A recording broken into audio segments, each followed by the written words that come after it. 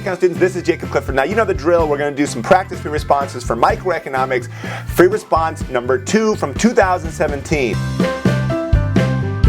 So before we jump into it, keep in mind this free response was weird. And there's a difference between weird and hard, right? This is weird and this is hard.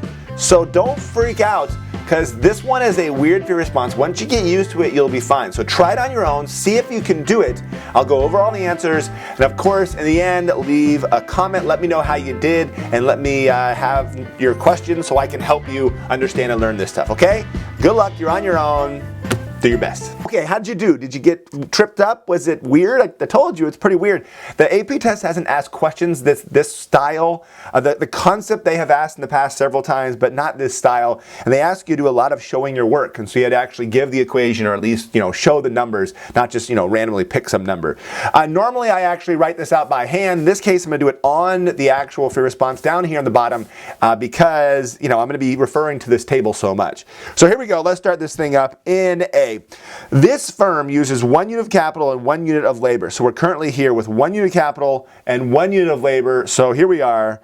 Right here, I'll circle that 10. That's the output they're producing when they have 1 worker working and 1 unit of capital working as well. Question says, will it be operating at the constant increasing or decreasing returns to scale, explaining using the numbers in the table? So the good thing is you've got a 1 in 3 chance of getting it right by guessing, but the bad thing is, because it's an explain question, you're not going to get it right unless you fully explain why the right answer is right. Well, the right answer here is increasing, and there is a reason, and here is the reason. This is not the idea of diminishing marginal returns, right? That's not, it's in diminishing or increasing returns to scale, right? Returns to scale, which is a different concept. This is the idea. When you double your labor from 1 to 2, and you double your output from 1 to 2, what happens? So when you go from here to here, right, to 50, so you double the amount of workers you have, you double the amount of machines and capital you have, you end up with a new number. That number could be all sorts of things. If it's a 10 and you went from 10 to 10, that's constant returns to scale, right? You getting bigger did not give you more output. Hiring more resources did not give you more output. If the number was 5, then you'd have decreasing returns to scale, because getting bigger actually decreases your ability to produce more. But in this case, went from 10 to 50, that means you're increasing returns to scale. Now obviously I'm going shorthand here. You wouldn't get any points in the AP test if you wrote it out 10 goes to 50.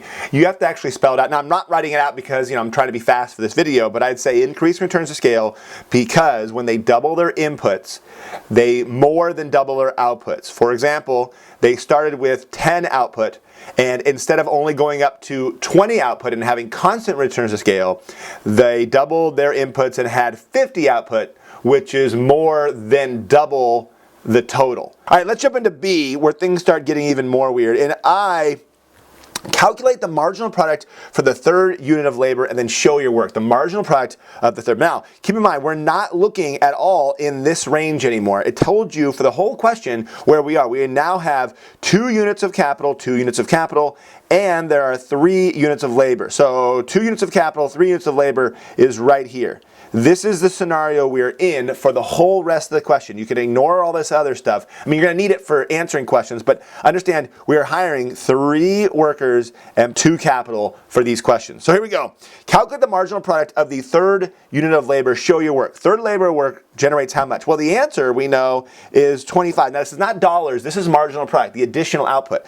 The marginal product equals the total change in the total product divided by the change in input, so the quantity in this case of workers.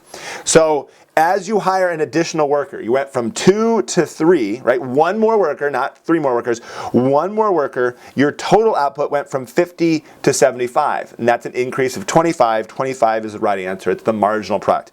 So you'd actually, write out this equation and put in the numbers, the change in total product between 75 and 50. So what I wrote was, 75 minus 50 divided by 3 minus 2, or in this case just 1.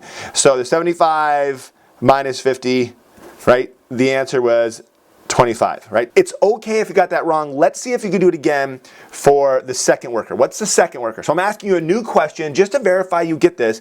Do it for the 2nd worker. Well, the 2nd worker adds an additional 30. right? Adds an additional 30. Went from 20 up to 50. So the marginal product of the second worker is 30. What's the marginal product of the first worker? First worker added an additional 20. Now, if you missed a point here, it's probably because you didn't actually show the numbers and write down the equation, because they told you explicitly to show the work, right? Boom, right there. It's underlined, show the work. So this is going to be worth 1 point if you show the work, and this is going to be worth 1 point, but you had to actually explain it. So 2 points so far on this one. On double I, it's saying, did the firm experience decreasing marginal returns with the additional third worker? Explain using numbers from the table. Another explain question. And did they experience diminishing marginal returns? The answer is yes. Right? They had diminishing marginal returns, and you'd say something is because the second worker generated 30 marginal product. Now again, I'm going super shorthand. Don't write it like me. So I would write that whole thing out. Right? The third worker added less additional output. They added only 25, whereas the second worker added more, which was a total of 30 additional output or marginal product. In 3, again, I want to point out, it's not hard questions. This is just weird the way they organized it. And it's also a little weird because they're focusing so much on numbers from the table. Kids probably had the right answer when they graded this, and they totally got it. The kids would write out yes, but they didn't explain it probably well enough, and that's probably why they missed points.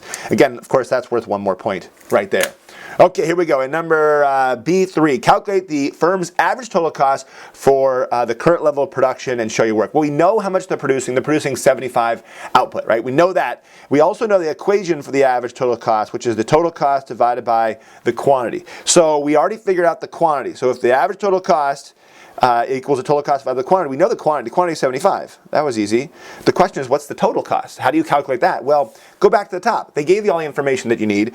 We're hiring 3 workers. 3 workers are $200 each, right? 3 workers are $200 each, and these 2 capital are $75 each.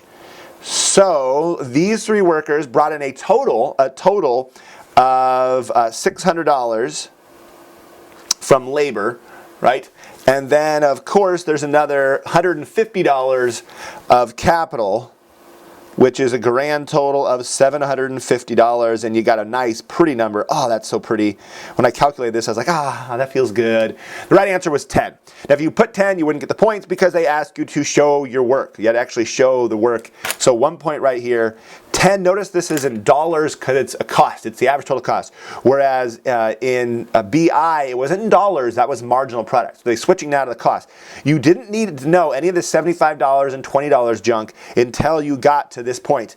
And then for both 3 and 4, you need to actually bring in some money. The other questions didn't need that information. So if you got confused and started putting dollars here, then you messed up. In 4, the firm's output is sold in a competitive market. What is the lowest output price that this third worker can be hired? So it's kind of talking about the idea of marginal revenue product. How much revenue does this worker generate for your company, and how much would you be willing to pay that worker, right? But it's a little tricky because they're talking about the price of the product. So it's a good question. It's weird, not hard. It's weird. So here we go. First of all, we have to figure out how much does that worker cost. Well, we know the labor, that worker costs $200, right? We know that. We also know his marginal product. The marginal product of that worker is a grand total of 25, right? So we know that worker adds an additional 25, not dollars, oops.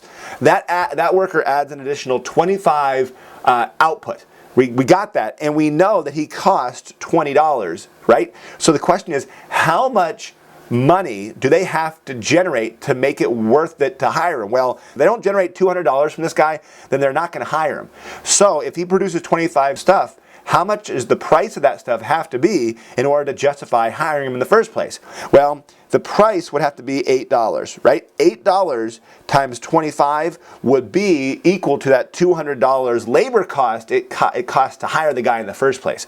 And it makes more sense with a couple other numbers. Let's say the price was 10. So let's do it instead. The price is 10. If the guy generates 25 output and it's $10 each, of course I'm going to hire him. He generates $250 worth of stuff and costs me $200 of labor costs. I'm going to hire that guy. Let's say instead the price was $1. Right? The price is only $1 and he generated 25 stuff. He only generates $25 for my company. And if he costs $200, I'm not going to hire him. Okay? So that's conceptually what they're looking for. Now, this is worth another point right here. Again, the right answer was $8. So let's add them up. We've got 1, 2, 3, 4, and 5. 5 points total for fear response number 2, 2017. Let me know in the comments below how you did. Hopefully you did great. Remember, this one was weird, so it's okay if you messed it up, but it's also important to practice these because they like to ask the same sort of questions over again when students mess up. All right, thanks so much for watching. Until next time.